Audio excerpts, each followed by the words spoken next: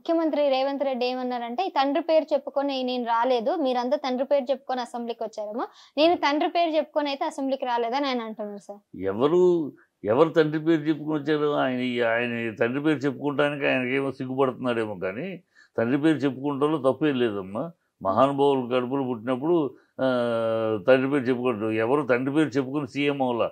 రాజశేఖర రెడ్డి తండ్రి పేరు చెప్పుకుంటాడు రాజారెడ్డి అని, అందువల్ల సీఎం అవలా. ఆయన తండ్రి పేరు చెప్పుకుంటాం గర్వపడతారు ఎవరైనా. ఈయనకేమైనా తండ్రి పేరు చెప్పుకుంటానికి సిగ్గుపడుతున్నాడేమో తెలియదు, కానీ తండ్రి పేరు చెప్పుకుంటే గర్వపడతారు.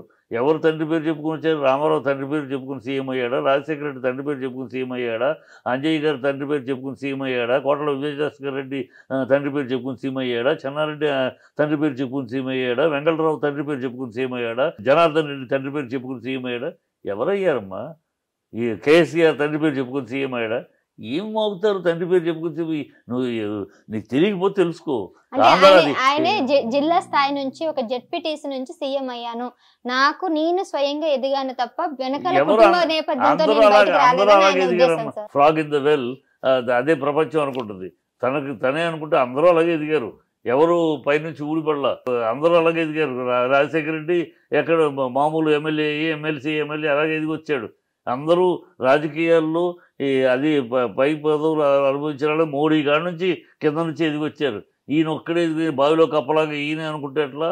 బావిలో కప్ప ఏమనుకుంటుందా? బావే ప్రపంచం అనుకుంటుంది. అంటే ఆయన ఏమన్నంటే పులులు తిరిగే స్థలం నుంచి నేను ఇక్కడ వరకు వచ్చాను అంటున్నాడు. బావిలో కప్ప కాదు, పులులు తిరిగే ప్రాంతం నుంచి నేను ఇక్కడ వరకు వచ్చాను. పారిపోయిచ్చాడమ్మా మరి పులులకు భయపడి. అంటే పులులు ఉన్న ప్లేస్ లో నేను పుట్టి పెరిగాను, అలా తిరిగే స్థలం నుంచి నేను ఇక్కడ వరకు వచ్చాను. అందరూ నెల్లూరులో పుట్టిన వాళ్ళు సింహాచలంలో పుట్టి పెరిగామంటారు. ఏ ప్రాంతానికి ఆ ప్రాంతానికి విలువ ఉందమ్మా. ఏ ప్రాంతానికి ఈయన పుట్టిన ఊరే పెద్ద పుల్లు ఊరు కాదు. ప్రతి ప్రాంతానికి దానికి ఒక స్టేటస్ ఉంది, దానికి ఒక చరిత్ర ఉంది.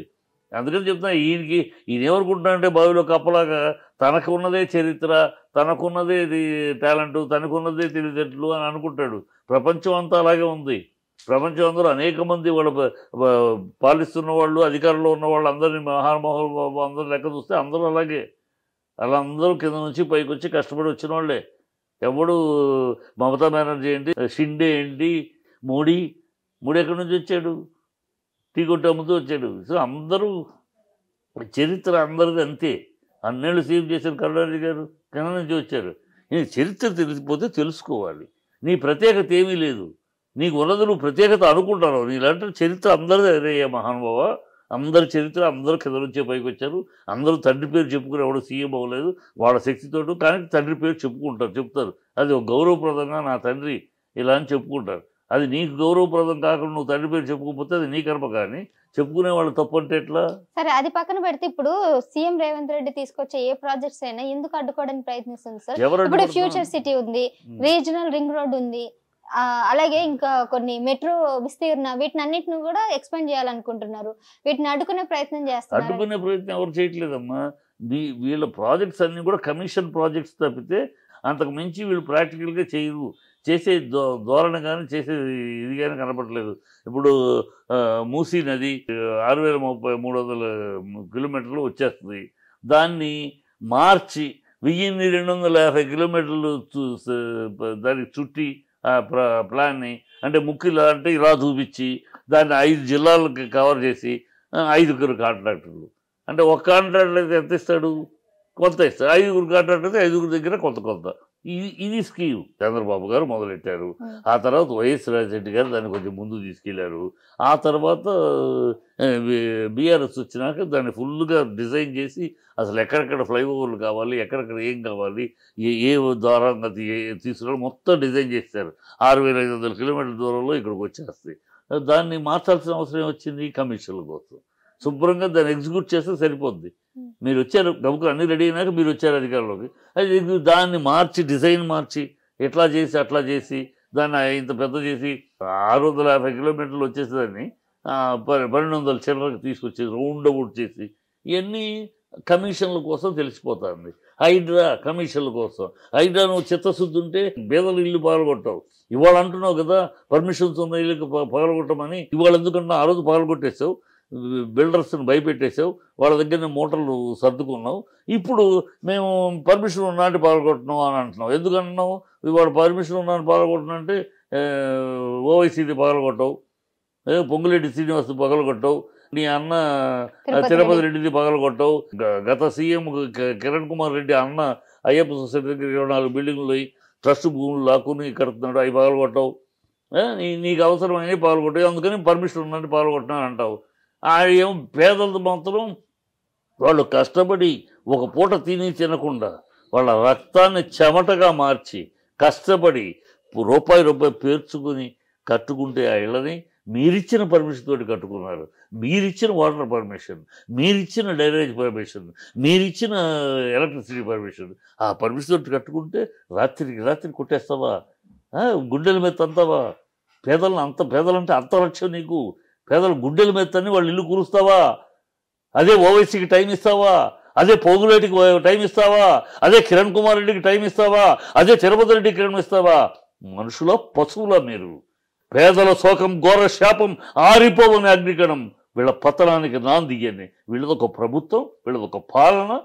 ఎవరు పేదలను హింసిస్తారు, రైతులకి బేడీలేస్తారు, రైతులకు బేడీ తీసుకొస్తారు. ఇప్పుడు కొడంగల్లో 1300 ఎకరాలని భూసేకరణ చేసి వాళ్ళు ఏదో యువతకు ఉపాధి కల్పించాలని ఆ ఫార్మాసిటికల్ కంపెనీ పెడదామని అనుకున్నారు. ఇప్పుడు మరి దానికి ఇప్పుడు రైతులు అందరూ వాళ్ళ మీద, అధికారుల మీద దాడి చేశారు కాబట్టి అరెస్ట్ చేయడం జరిగింది. దాడి చేయడం కదమ్మా, అక్కడ రైతులు 6 నెలలుగా మా పంట పొలాల్లో ఆక్కోవద్దు, మీరు ఇవ్వాలంటే వేరే ఇచ్చుకోండి, మా పంట పొలాలు లాక్కుని వాళ్ళకి ఎక్కడో ఇండస్ట్రీకి ఇస్తారంటారండి. ఫార్మాకోటిల్ ఇండస్ట్రీ పెడితే దాని వేస్టేజ్ అంతా కూడా వచ్చి మొత్తం ఆరోగ్యం దెబ్బతింటుంది, మా పొలాలు ఇవ్వము అని అంటున్నారు. వాళ్ళని కూర్చుని మాట్లాడుకుంటే మీకు మంచి పొలాలు వేరే, ఇంతకన్నా మంచి పొలాలు వేరే ఇస్తామనో కూడా సంప్రదింపులు చేసి ఇవ్వాలి. మీరు ఇచ్చినా ఇవ్వకపోయినా, మీరు ఇస్తే గౌరవంగా ఇస్తారు, లేకపోతే బలవంతంగా అయినా మేము చేస్తాం ప్రభుత్వాన్ని ప్రకటనలు చేస్తే మరి తిరిగిపడరు ప్రజలు. ఇవాళ దాన్ని ఎందుకు మళ్ళీ ఫార్మాసిటీ కాదు ఇంకేదో సిటీగా పేరు ఎందుకు మార్చేవాళ్ళ? ఈ బుద్ధి ఎందుకు లేదని. రైతులు అంటే లాగేసుకుంటాను ఇష్టం, నువ్వు అధికారం నీకు ప్రజలు ఇచ్చింది అధికారం పాలన చేయమని, ఎందుకని వాళ్ళ భూములు లాగేసుకుంటాం, ఇస్తే ఇవ్వండి లేకపోతే మేము లాగేసుకుంటాం అని దందా చేస్తారా మీరు? దందా చేస్తే చూస్తా కూర్చుంటారా? అడ్డుపడకుండా ఊరుకుంటారా? అంటే ఇప్పుడు లగచర్లలో వాళ్ళ 24 మందికి అయితే బెయిల్ రావడం జరిగింది. ఈ రైతుల విషయంలో ఏదైతే అరెస్ట్ చేశారో, అంటే ఇప్పుడు వీళ్ళు ఇంకా కొంతమందిని ఇంకా బయటికి తీసుకురాలేదు. చేస్తారు, వాళ్ళు బయటకు వస్తారమ్మా. ఎందుకంటే కోర్టు చూస్తూ ఊరుకోదు. ప్రభుత్వం పాలన చేయాలి, దందా చేయకూడదు. ప్రజలను హింసిస్తాం, ప్రజలను వేధిస్తాం, మా ఇష్టం, ప్రజలు ఒప్పుకుంటాం, లేకపోతే లాక్కుంటాం పీక్కుంటాం అంటే ఊరుకోరు ప్రజలు, తిరగబడతారు. నువ్వు ఒక్కటైనా ఒక సజావుగా ఇవాళ ఫార్మాక్యూటికల్ అన్నావు, ఇవాళ ఎందుకు ఎదురు తిరగని ఇప్పుడు మార్చావు? మరి ఫార్మాక్యూటికల్ కాదది, ఇంకో ప్రాజెక్ట్ అని ఎందుకు అంటున్నావు? సంస్కారం లేని పద్ధతిలో మీరు ఏ ప్రోగ్రామ్ చేసినా ప్రజలు తిరగబడతారు, ప్రజలు అడ్డుపడతారు. కనుక ఎందుకు అడ్డుపడతారు? నువ్వు సవ్యంగా చేస్తే ఎందుకు అడ్డుపడతారు? నువ్వు ఏది సవ్యంగా చేసావు? హైడ్రా సవ్యంగా చేసావా? ఎన్కౌంటర్ పర్మిషన్ ఎవరు ఇచ్చారు? 2012లో కట్టింది అది. ఎవరు పర్మిషన్ ఇచ్చారు? అప్పుడు ప్రభుత్వం ఎవరిది? మీదే కదా. అంటే మీరే పర్మిషన్లు ఇస్తారు, మీ అధికారులు పంది కుక్కుల్లో మేసి పర్మిషన్లు ఇస్తారు, మళ్ళీ మీరే పంది కుక్కుల్లో మేయటానికి కూలుస్తారు. ఏమిటిది? ఏది ప్రభుత్వమా ఇది? అరాచకమా? అంటే అధికారం ఇచ్చింది పిఆర్ఎస్ ప్రభుత్వం ఉన్నప్పుడు కదండి, అధికారులకి ఆ హక్కు ఇచ్చింది. పిఆర్ఎస్ ప్రభుత్వంలో అధికారులంతా ఎఫ్టీఎల్ జోన్ లో పర్మిషన్ ఇచ్చారు, ఇల్లు కట్టడం జరిగింది. కట్టింది 2012లో. హైదరాబాద్ కూల్చిన ఇల్లు కానీ కన్వెన్షన్ కానీ కట్టింది 2012లో. 2012లో ఉన్నది కాంగ్రెస్ ప్రభుత్వం, 2014 నుంచి కేసీఆర్ ప్రభుత్వం. అప్పుడున్న కాంగ్రెస్ ప్రభుత్వమే ఇచ్చింది. ఎన్ని పచ్చి అబద్ధాలు! కాంగ్రెస్ ప్రభుత్వం ఎందుకు కన్వెన్షన్ కట్టింది 2012లో, పర్మిషన్ ఆ టైంలో కాంగ్రెస్ ప్రభుత్వం. పేదలు ఇల్లు కట్టుకుంది కాంగ్రెస్ ప్రభుత్వంలో. అప్పుడేమో ఇష్టం వచ్చినట్టు ఇచ్చారు. అధికారులు అలసత్వమా, లేకపోతే డబ్బులు తిని ఇచ్చారా, లేకపోతే ఇంకోటో పొలిటికల్గా ఇచ్చారు. ఇప్పుడు కూర్స్తే ఎట్లా కూల్చంటే ఒక చట్ట ప్రకారం తప్పు జరిగింది, కరెక్ట్ చేయాలి. కరెక్ట్ చేయండి. ఎట్లా కరెక్ట్ చేయాలి? వాళ్ళకి కావాల్సిన కాంపన్సేషన్ ఇచ్చి, వాళ్ళు బ్యాంకులో లోన్ కట్టాల్సి ఉంటే ఆ బ్యాంక్ లోన్ గ్యారంటీ ఇచ్చి, ఎందుకంటే నువ్వు ఇల్లు కూల్చేస్తే బ్యాంకు కూడా ఊరుకుంటాడా? వాళ్ళు ఇల్లు కూలిస్తే నేనేం చేయనమ్మా, నా బ్యాంక్ లోన్ నాకు కావాలని అడుగుతాడు కదా. సో దానికి బ్యాంక్ లోన్స్ ఏంటి, ఎవరెవరికి బ్యాంక్ లోన్ ఉన్నాయి, ప్రభుత్వం ఏమి చేస్తుంది, ఏమి ఇస్తుంది, ఏమి వాళ్ళకి ఎలాంటి కాంపన్సేషన్, ఇవన్నీ చూడాలి. ఇవన్నీ చూడకుండా కూల్చేస్తాం పెద్ద హడావిడి. ఇప్పుడు అంటున్నాడు ఆయన కమిషనర్, పర్మిషన్లు ఆల్రెడీ పర్మిషన్లు తీసుకున్న వాటిని కూల్చాము. మరి కూల్చిన సంగతి ఏంటని, వాళ్ళ బతుకేంటి? కూల్చిన వాళ్ళకి కట్టిస్తారా మీరు, లేదా డబ్బులు ఇస్తారా, ఏమి ఇస్తారు? ఎవరైతే అంటే ఇప్పుడు కొత్తగా ఉన్న వాళ్ళకి పర్మిషన్స్ ఏం, గతంలో వాళ్ళకైతే కూల్చమన్నట్టు కోల్సం హైకోర్టు అయితే ఆదేశించింది. మరి కోల్సమని హైకోర్టు ముట్టికాయలు వేస్తే అంటున్నారు. కోల్సమన్నప్పుడు మరి ఎలా మిగతా కూల్చిన వాళ్ళ సంగతి ఏంటి అంటున్నాను. డబ్బని రాత్రి తెల్లాలి పిల్లల పుస్తకాలు తీసుకుంటామంటే కూడా వదిలిపెట్టకుండా, గ్యాస్ స్టవ్ బయటికి తెచ్చుకుంటామంటే కూడా వదిలిపెట్టకుండా కూల్చేశారే. మరి వాళ్ళ సంగతులు ఏంటి? కూర్చున్న వాళ్ళకి ఏమి ఇస్తున్నారు? అదేమన్నా ప్రభుత్వం చెప్తుందా? ఆ రోజు కూర్చేసి వాళ్ళందరికీ ఏమైనా చేస్తున్నారు? చేయట్లేదు. మరి గత ప్రభుత్వంలో కూడా కేసీఆర్ ఉన్నప్పుడు చాలా అవకతవకలు జరిగాయండి. ఇప్పుడు భద్రాద్రి విషయంలో విద్యుత్ విషయం గురించి దాదాపుగా 3,000 కోట్ల సంథింగ్ అంతా కూడా డబ్బంతా కూడా దుర్వినియోగం అయిందని ఒక ఆరోపణలు చేస్తారు. వీళ్ళకి ఏముంది, నోటికి నాలుక తాటిపట్ట నరలేని నాలుక ఎన్నో చేస్తారు. దేన్నన్నా ప్రూవ్ చేశారా? ఇప్పుడు సంవత్సరం అయింది వచ్చి క్లారిఫికేషన్ ఇచ్చారు కదా, నోరు పూస్తారు. ఆయన క్లారిఫై ఎందుకు కొన్నాము, తక్కువ వస్తున్నప్పుడు కొన్నాము అని క్లారిఫై చేశారు. ఇప్పుడు వీళ్ళు సంవత్సరం అయింది ఫోన్ ట్యాపింగ్. అరే 1 ఇయర్కి ఏం పీకారు మీరు? 1 ఇయర్ ఫోన్ ఎలక్షన్ ముందేమో ఫోన్ ట్యాపింగ్ అది ఇది అన్నారు. ఇవాళ మరి అరెస్ట్ అయ్యేది ఫోన్ ట్యాపింగ్ కాస్త వెళ్ళేది. ఇప్పుడు అది పోతుంది, రేపు ఇంకోటి వస్తుంది. అంటే ప్రజల్ని మభ్యపెట్టడానికి, ప్రజల్ని డైవర్ట్ చేయడానికి ఏదో వాళ్ళు మోసం చేశారు, మేము బాగు చేస్తున్నాం, ఏదో వాళ్ళు మోసం నువ్వు పీకింది ఏంటో లేదు, నువ్వు పీకుతున్నది ఏంటి, నువ్వు పీకపోయేది ఏంటి చెప్పేది లేదు. అది చెప్పరు. ఎందుకంటే ప్రజల ముందు మీరేం చేశారో చెప్పడానికి కూడా దమ్ము లేదు, చెప్పడానికి ధైర్యం లేదు. ఎందుకంటే మీరు ఏమీ చేయలేదు. 1 ఇయర్గా మీరు చేసింది ఏంటంటే అక్కడ ఢిల్లీ వెళ్ళి కాళ్ళు పిసకటం, 20-30 సార్లు వెళ్ళేటప్పటికి ఢిల్లీ వెళ్ళి కాళ్ళు పిసకటం. నెక్స్ట్ కోమటిరెడ్డి వెంకటరెడ్డి నెక్స్ట్ రెండో కృష్ణుడిగా తను రెడీ అవుతున్నాడు. ఈ రెండో కృష్ణుని అడ్డుకుంటానని నువ్వు తాపత్రయపడుతున్నావు. ఈ గొడవలు తప్పితే ప్రజా కార్యక్రమాలు ఏం చేయట్లేదు.